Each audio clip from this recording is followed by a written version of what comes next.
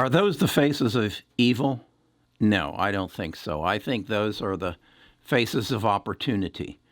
I think these are four gentlemen who are opening a world that presents tremendous opportunity to people like you and me. From the respect of as an investor, the ability to invest in a company that is growing at the rate that these four are, that are making changes for the most part for the good of the world, and then for me, and hopefully for some of you, as a creator.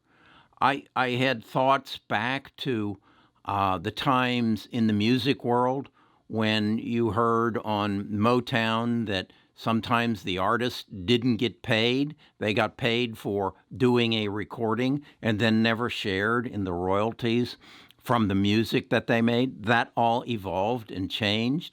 I remember back in the 60s, Fess Parker, who played Davy Crockett on TV, had to go along with Natalie Woods and James Garner and say, hey, you people are rerunning my shows and I need to share in that profit. And that happened. So this is all an evolution of a major change in industry. And then I remember reading about Joe Roden. Joe Roden I remember him from Fear Factor. And his career has just gone off in many, many different directions. But he just made an agreement to leave or to move his podcast from Apple to Spotify, and they paid him $100 million to move it. Apple gets to continue to promote his library for a number of months, and then eventually it all comes to Spotify. And then he also has millions of YouTube viewers that he's making millions of dollars a month on YouTube. So I don't think these men are the faces of evil. I think these men are the faces of opportunity. For me, for you as a creator, and more importantly, for you and I as an investor. I think they need to change the way they are doing things. I was a little upset when I heard the leader of the band questioning, saying that Google had stolen the content of reviews from Yelp and put them on Google's reviews.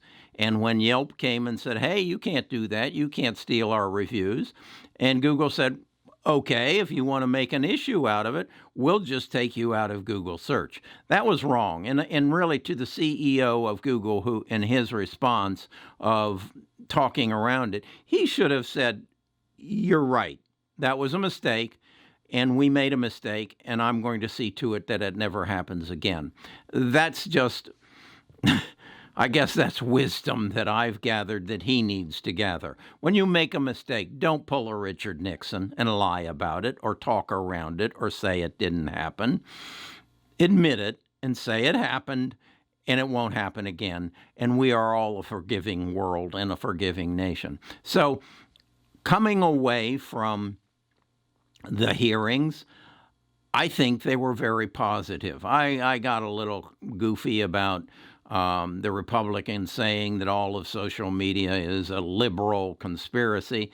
Come on, grow up, boys. You have some issues in your closet as well, and some of your speakers on your behalf say some pretty damn stupid things that need to be kept off of social media. If you would come together with a more cohesive and an understandable platform, you're going to get the proper credit. But when you get all up in arms about a bunch of doctors saying there is a cure for COVID and it's a conspiracy that we're not using it, you got to expect. And then when the doctors and the medical profession say that that's not true. So let's get back to the investment part of it. Another thing along that lines is, I don't know if you saw this article in the Wall Street Journal, where Instagram which is a part of Facebook, is reacting to the backlash on TikTok and which is a Chinese company, and the accusations that TikTok is sharing data with the Chinese government, and so many platforms are stopping the use of TikTok. And so Facebook has come forward and said, okay, we will actually pay sizable sums of money to the top TikTok producers to move your platform over to their new platform, which they're introducing next month, called Reels. Again, I have mixed feelings on that. I like the idea that Facebook is going in and going into that field because I own Facebook stock. But on the other side, if it's wrong for Google to steal Yelp's reviews, is it wrong for Facebook to buy and steal TikTok's content producers? I don't know. Are there different rules for nations than there are for companies within a nation? Where are we going with this? And it troubles me a bit that we are getting further and further away from a peaceful relationship with China. I don't think that's in the world's best interest. I think we need to have a sit down with China and say, where are we going with this and how can we all benefit? And again, I think there will be a meeting of nations after this pandemic is settled, and a lot of these things will be settled. What we've done to Huawei, is that right? Is that wrong? I'm not sure. I don't want to get real political, but as an investor, I see that I'm invested in those four companies, Apple, Amazon, Google, and Facebook, that appeared before Congress yesterday, and I'm happy about it because I think they are going to be those people who are going to take us into the future, and this scrutiny that they're being put under is a positive thing. I think it's what was needed. I wasn't excited about it and positive about it before it happened, but as I watched it, I think it is something that needed to be done. So where do we go from there? In the Big Six, Amy Webb devotes about a third of the book to the possible outcomes of big data, that we have different silos of data controlled by roughly four different companies, that being Apple has their silo, Facebook has their silo, Amazon has theirs, Microsoft has theirs.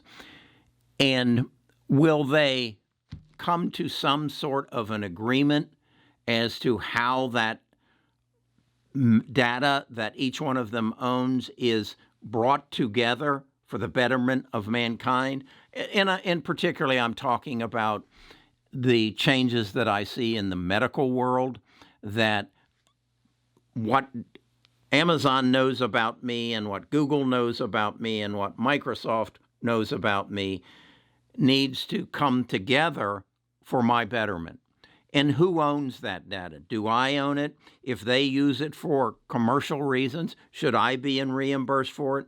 Those are the questions I think that these House of Representative members should be asking. That's where I think this should go from here, is who owns the data? How is Kerry going to be reimbursed for his data, if he is going to be? And how is it going to be used not to sell him products, but to give him a better life? This is what I'm looking for, and this is the companies that I want to invest in. So I'm reaching out to you and saying, if you have any say in this matter, those are the questions that needs to be answered. That's what you need to be knowledgeable on, because I think once we get through this pandemic, that's the direction all of this is going to go. We're not going to worry about Google stealing Yelp's reviews. We're going to have to settle how this data is used. And I feel good that I'm owner of these 4 companies plus a few more.